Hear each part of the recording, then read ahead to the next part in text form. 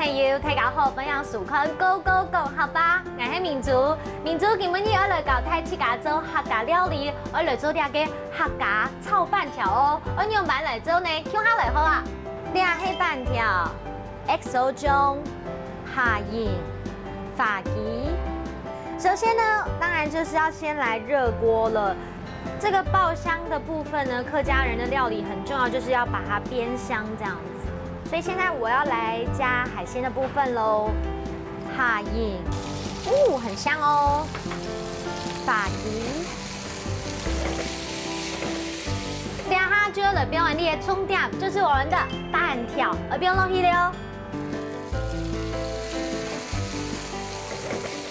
各位观众朋友，等下还有一个必备武器，就是你的 XO 酱，把它放下去之后，马盖都会变到浓厚色嘞。好。好，这个接下来就是拌炒了。最后一个要放进去的就是我们的葱哎。之后呢，我们就可以开动喽。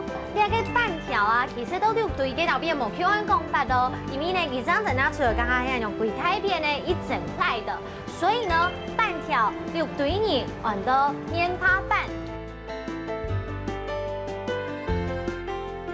来吃吃看我们这个客家炒板条。来试试看。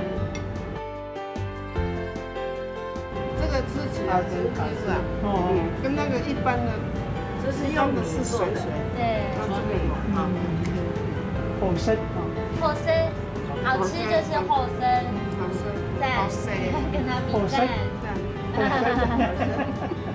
后生都是这位。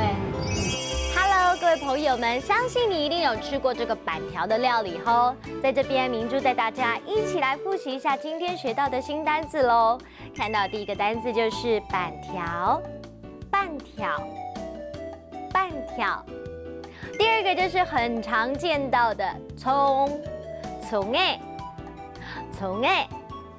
第三个，我们一起来学一整句话：板条六堆人称作毛巾板。板条六堆人按到面趴板，板条六堆人按到面趴板。下一次你也去六堆来品尝看看吧。下次见了，拜拜拜拜。